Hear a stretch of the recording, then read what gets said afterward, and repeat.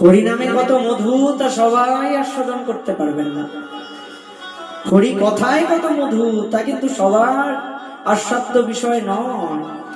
সবাই হরি কথার মধুকে লাভ করতে পারবেন না, কিন্তু যিনি একবার লাভ করেছেন তিনি জানেন হরি কথায় হরি নামে কত মধু রয়েছে।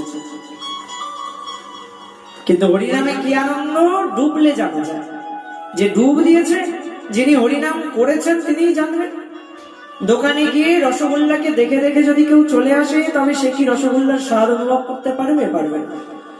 রসগোল্লাকে যিনি আস্বাদন করেছেন একমাত্র তিনিই বলতে পারবেন রসগোল্লার স্বাদটা ঠিক কি প্রকারের। তাই রসগোল্লার মতন করে হরিনামকেও আস্বাদন করতে হবে, তবে তো বুঝবে হরিনামে আসলে কত আনন্দ, কত সুখ। যে আস্বাদন করেন নাই তার বুঝবার উপায় নাই হরিনামে কত আনন্দ, কত সুখ।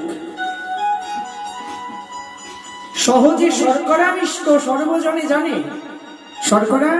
শর্করার গুণ মিষ্টি, এটা সবাই জানে। শর্করা মুখে দিলে মিষ্টি লাগবে, কিন্তু কেহ দীপ্ত বাসে তার জিহ্বার কারণে।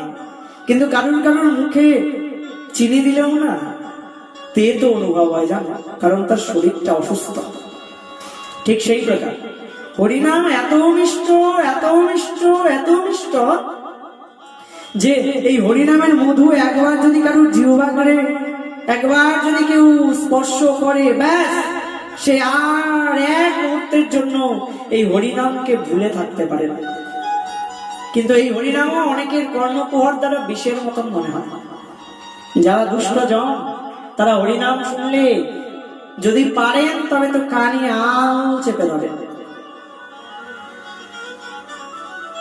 কারণ তাদের কাছে বিষের মতন মনে হচ্ছে। কেন জানো? ওই যে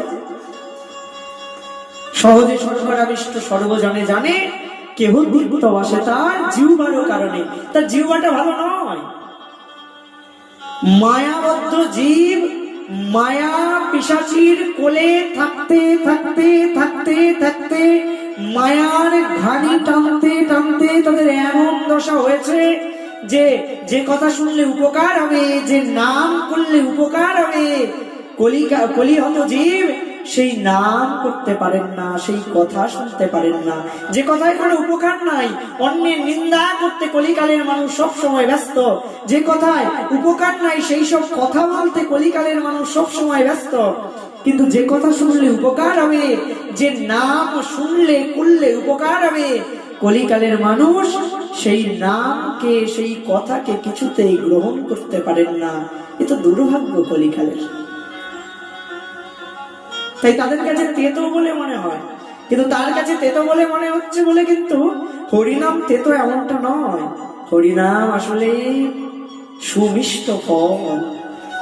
একে যিনি আস্বাদন করেছেন তার অনুভব হয়েছে, তিনি জানতে পেরেছেন। যিনি ডুব দেন নাই, যিনি আস্বাদন করেন নাই, তার জানবার কথাও নয়, তিনি কোনোদিন জানবেনও না।